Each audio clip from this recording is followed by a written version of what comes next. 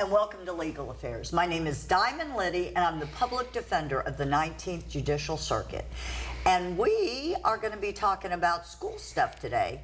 Yeah, sort of legal, more school stuff, more education, and that's going to be pretty cool too. And we have a wonderful guest, Heather Bolitho. I got it right, and she is the Director of Elementary Curriculum for the St. Lucie County School District. Yes, ma'am. Okay. Wow, that has to be a big deal. And we're going to talk about what that entails in a minute. But let's talk about you for a second. Okay. Heather, tell me where you came from, how long you've lived in St. Lucie County. Give me some background, please. This is my 18th year in St. Lucie Public Schools. I started off at Okamic as an intensive reading teacher.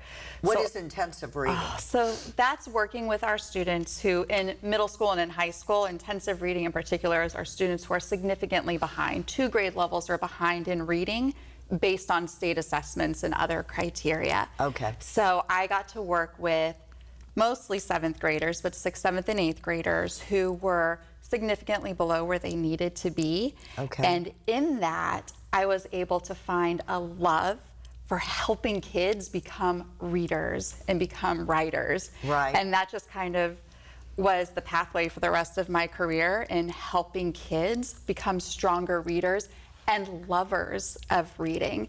So I'm so excited to be here with you today to talk about literacy. Oh, yeah. And that, you know, it's so funny, and this just hit me now because I want to talk about it. You know, the reading aspect, obviously, of education is the key. I mean, if you can't read, you're sunk. Absolutely. But I actually, and this is probably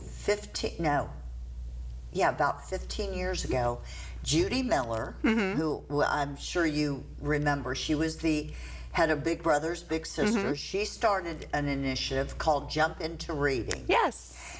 And she called me and she said, we have to get this started. We would really like people who are well known in the community to be the initial Jump Into Reading readers. Okay. I'm sorry we're diverting, but that's okay. I got to tell this story. And she said, would you be willing to have a half an hour every week at one of our elementary schools with a student and read with them for a half an hour? And I said, sure. And at that time I did not have a half hour, but you know, we did it. I made it happen. And I had many little children that I would read to, and I ended up with one. And do you know that I am going still to her softball games at IRSC now?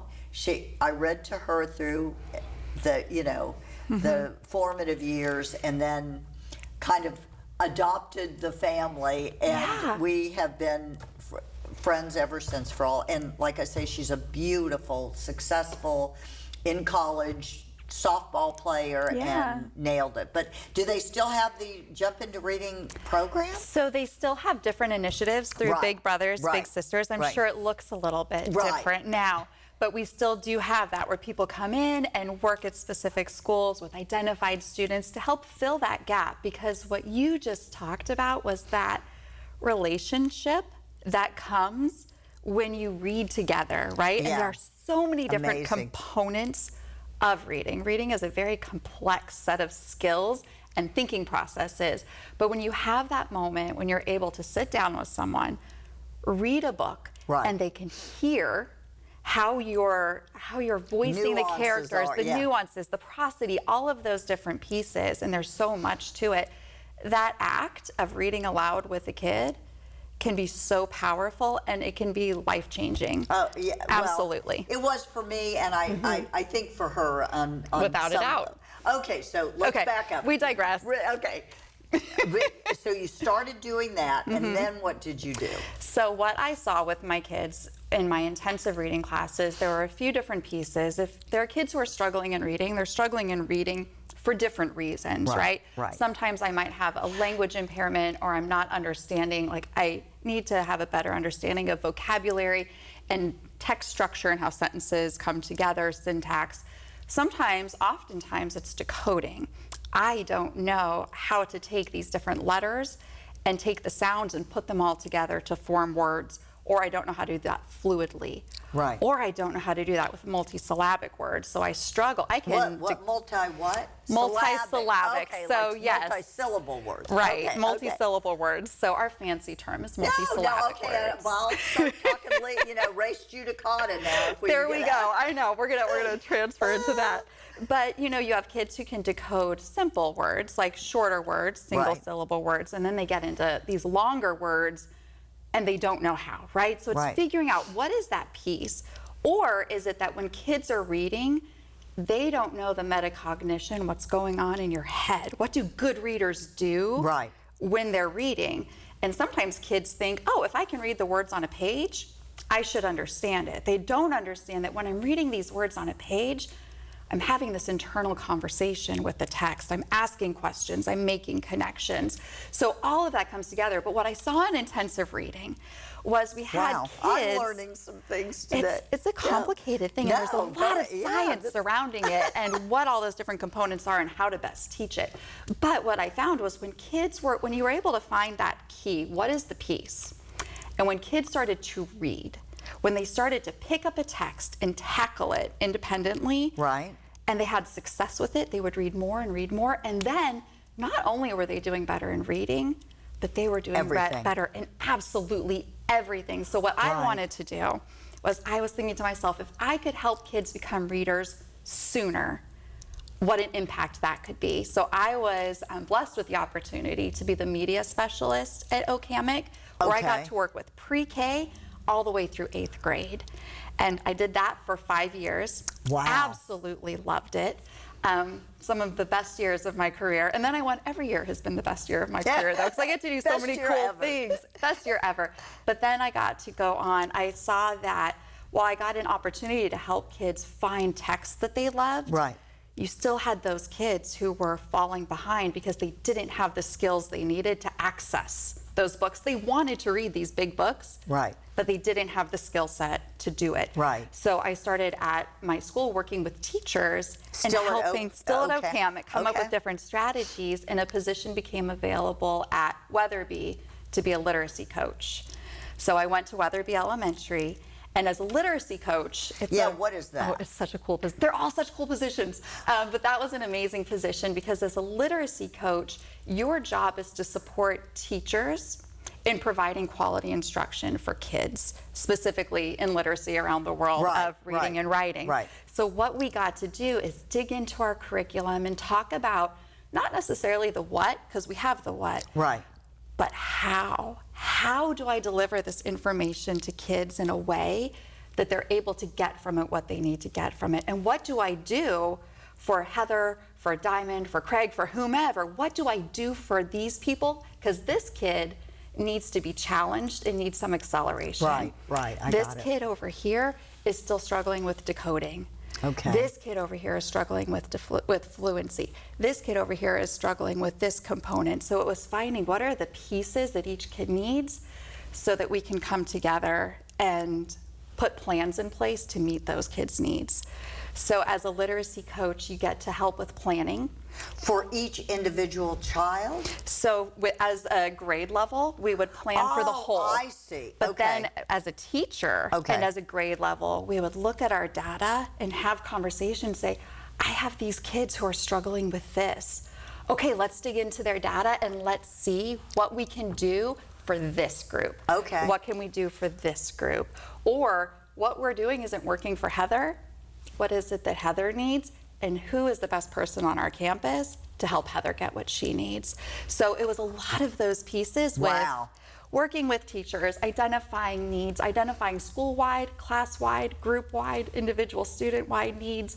And that's what our literacy coaches do. And then one of the best parts. But that's all through the St. Lucie County school system? Yes, ma'am. Okay, wow. Okay, go ahead. And then what you get to do too as a literacy coach is not only are you planning for these things, but it's working side by side with teachers and other staff members to build capacity. So I'm going to co-teach with you, and I'm going to model teaching this for you, or I'm going to model this small group.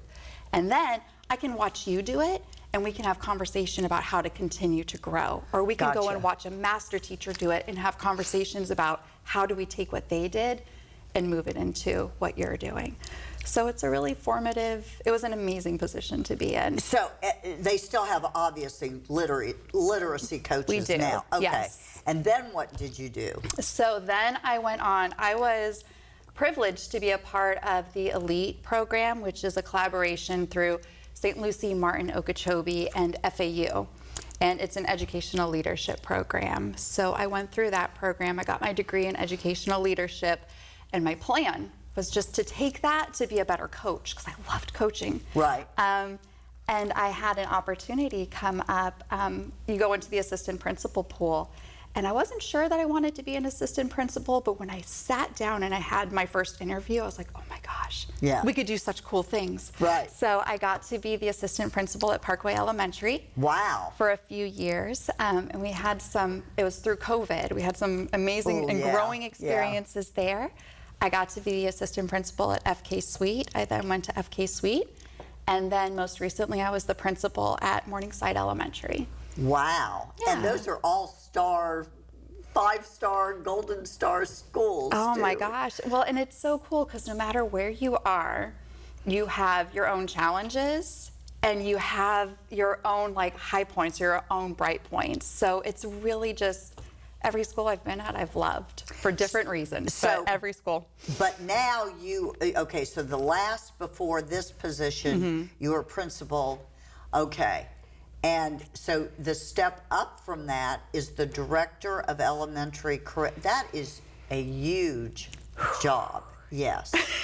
No, I mean, yes. And that's for everybody. Correct. Now, obviously, so how does that work? And who appointed you? Who hired you for that position? Dr. Princeton, our superintendent, yes. Okay. And you've been in the position a year now? This is my first year, so it's been almost a full year, yes. Wow. Yeah, a learning experience, but an amazing experience. But what does that job entail? So our job, and I'm and how many people do you work with? So our entire curriculum department, so it's myself and then our director of secondary curriculum, Dr. Liz Pruitt. And we have, within our curriculum department, we have about 20 curriculum developers who support Tier 1 instruction, and I'll explain what that is, but we make sure that schools have what they need curriculum-wise and support-wise for all of our core subject areas. I was going to say curriculum, you know, now we're not just talking about reading, we're talking about math. Math, social studies, science, PE, media, reading, yes, all of those different components. So we do a lot, and that would be a whole other show. But at the end of the day, our goal is to make sure that we provide quality supports and materials to schools so they can take what our curriculum is, right? So we get our curriculum approved through the board, and it's approved through the state of Florida. So we make sure that what we're using in our schools is aligned with everything that we need to for the state and our benchmarks, our Florida state benchmarks.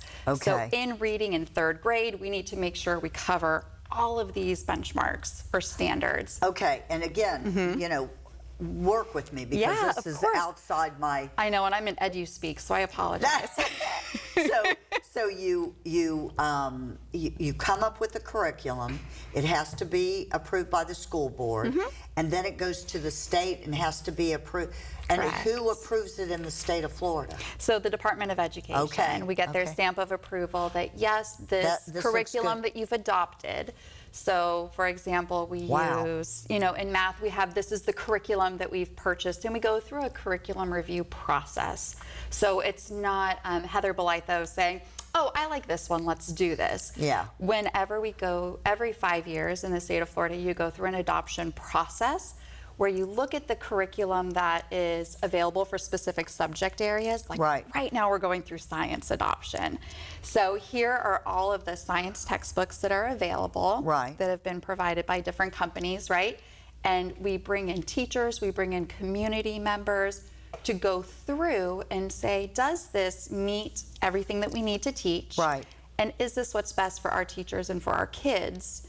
and then there's a determination made by the committee, and then it goes to the board, and then it gets final approval from the state. Wow. No, I had no idea. So it's not just, and this is for all the schools in the district, correct? Okay. Correct. Now, and let's back up for a moment because again, I'm ignorant on this. Now the state of Florida's standards and what the Department of Education would stamp with their approval, is that different than Georgia, than Indiana, than, okay. Yes, okay, it is. And you just briefly talked about, and I've always wanted to ask this question about scores, and they're behind on their tests. Is that something that's on a national level, or is it state of Florida too?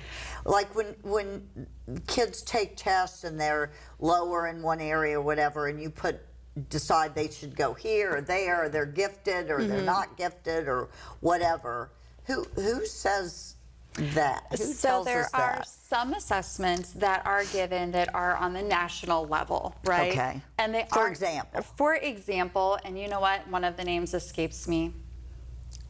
But there are some that are given like every 4 years, for example, to some kids. It's not to the entire population of Florida. Okay. Where I'm able to see is there a national average. Oh, and I can picture the acronym in my head. It's on as soon as we stop, I'll remember it. Is it call but when me we tonight? look at, I'll call it. I'm going to text you. I'll be like, I remember what it's called. Craig, edit it in. But when we look at the state assessments, so those are determined based on the norms within the state. Okay. So for example, last year was the first year that we gave the FAST assessment, the Florida Assessment for Student Thinking. Okay. It was a new assessment in large part because we had new standards. Okay. New benchmarks, and how did we do? So you know what? Overall, what they did do as a state, and this is typical. This isn't like unique to Florida. This is what different states do when they adopt a new program or when they adopt new standards and new assessments, is they look and see, how did we do last year? Or how have we done in prior years? Right. How does this one compare? And then we kind of take those scores and they make them a kind of even, right? So that way we're able, and then as they go on, they continue to norm it so they can see, okay, are we seeing what we're expecting to see? And do we have an even distribution of scores? Because if I'm seeing that all of a sudden, and it goes from level 1, 2, 3, 4, and 5, right? 5 being the highest. If all of a sudden with this new assessment, I have 20% more level 5s, is it that my scale scores are incorrect? Is it that and I don't know all of the nitty gritty that happens at the state level. But in trying to figure out what is that accurate placement where we say what kids, the end goal is to be able to say what should kids be able to show mastery of at the end of this grade level. So at the end of 3rd grade, what should kids be able to do? So there are specific standards, and there are tested standards within the world of reading. Oh, I see. Okay, so that's the litmus test, correct, right? Okay. And these are the ones where kids are going to show, like on these different benchmarks, can kids compare and contrast characters? Can kids identify relevant details? Can kids identify a central idea? Are they able to analyze? And it changes based on your grade level, right? What you're asked to do. And let me stop you there. Absolutely. What happens if you do these assessments and you are woefully, and you don't have to admit it if it's ever happened, but it woefully low in some area?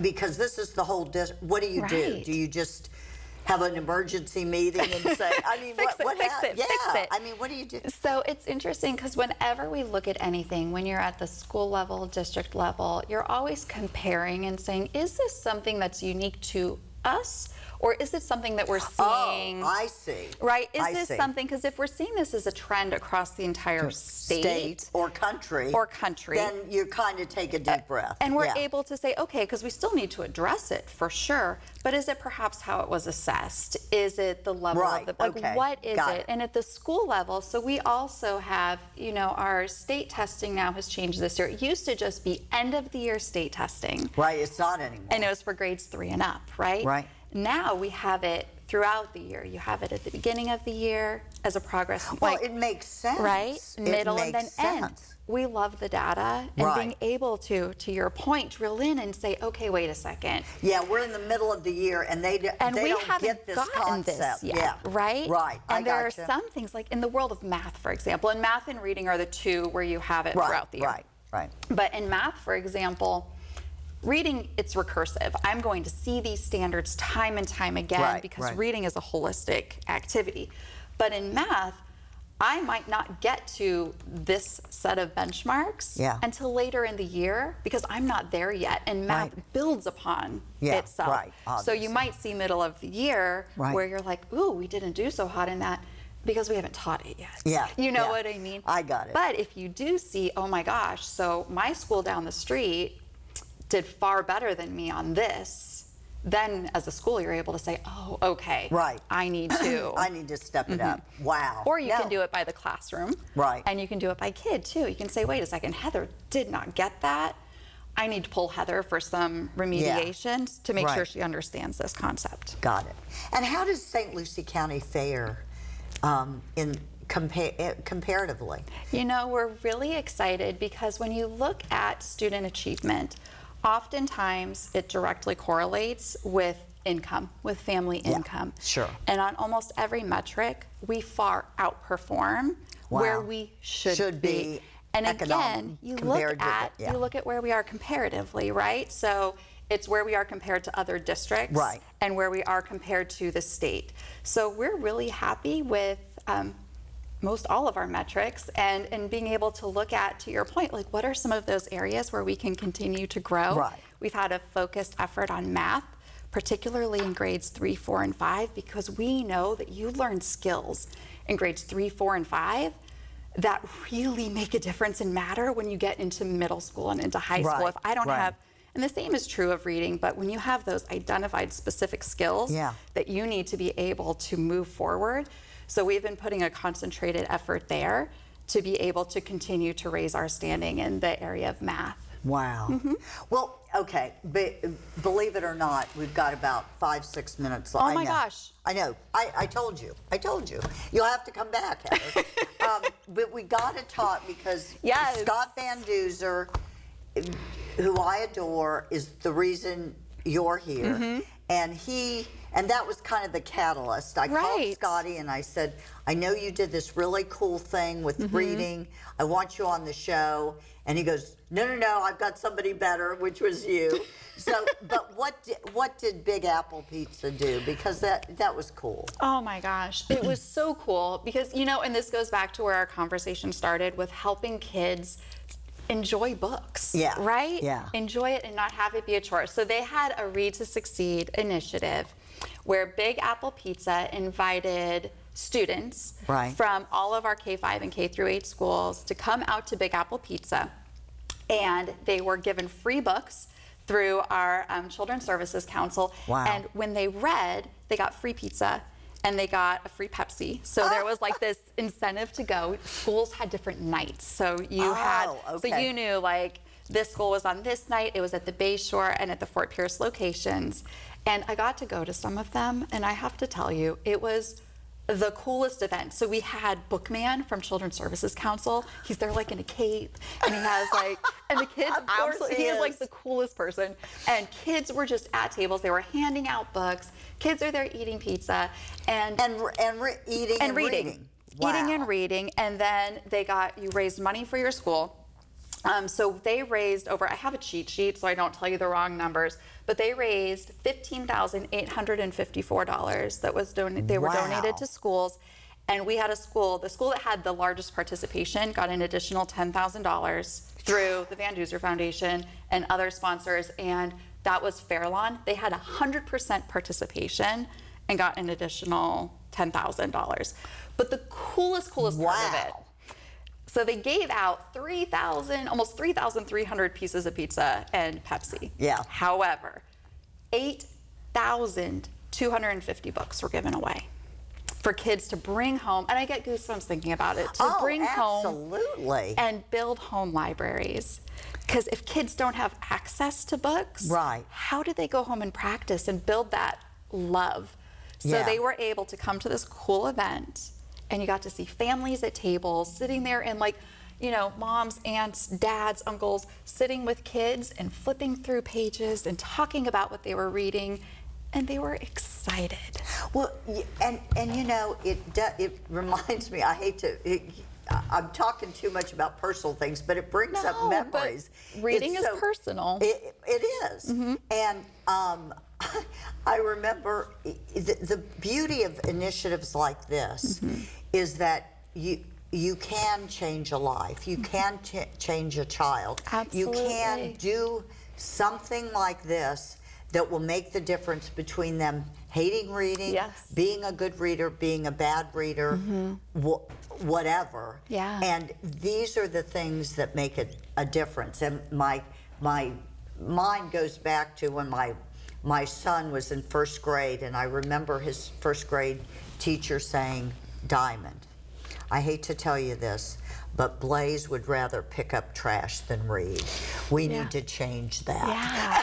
It's like, true. Oh, I was mortified. You know, what have I done? I need to, you know, I thought I was the consummate mother. I failed miserably, whatever. You know, then Pam Ford, he goes to law school, crushes it, where all you do is read. Right. You know? But things changed, and it's these kind of things that make the difference in a child's life. 100%. And you know, in our a lot of our focus this year has been on how do we help kids, because you're not going to become a better reader by not reading, right? And we know that the more you read outside of school, the better you do. So they've done all of this research that shows if you don't read outside of school, you're likely, not guaranteed, but you're likely to fall in like the 10th percentile when you're looking at standardized assessments. If you read just 5 minutes outside of school, you read 200-something thousand words a year, and you fall in the 50th. 5 minutes? It's actually 4.6 minutes, but yes, if you read 20 minutes a day outside of school, you read millions of words in a year, and you're in the 90th, likely to be in the 90th percentile, reading 20 minutes a day. And they don't say, it's not complex text and grade level text. Just reading what you want to read, because we practice all of those skills that you need to practice, decoding and fluency and making connections and all of the stuff that we teach, you automatically practice when you're reading. So the more experiences we can give kids where it's like reading is fun, and that's been a big focus this year in St. Lucie Public Schools. No, I don't mean to cut. But it's exciting. Oh, shoot. But that is, if anybody sees this show and walks away with anything, that is the biggest nugget that they need to know and I mean, because if you convince a child, look, just this much, and you're going to be able to, you know, do standardized tests when you need to get in college. It'll be easier for you. Oh my God. And let's talk about reading, and let's like read together. And parents, let your kids see you reading. Yeah. It matters. It absolutely does. Heather, you were wonderful. Thank you so much. I'm so glad we got to do this. Thank you. This is great. Thanks.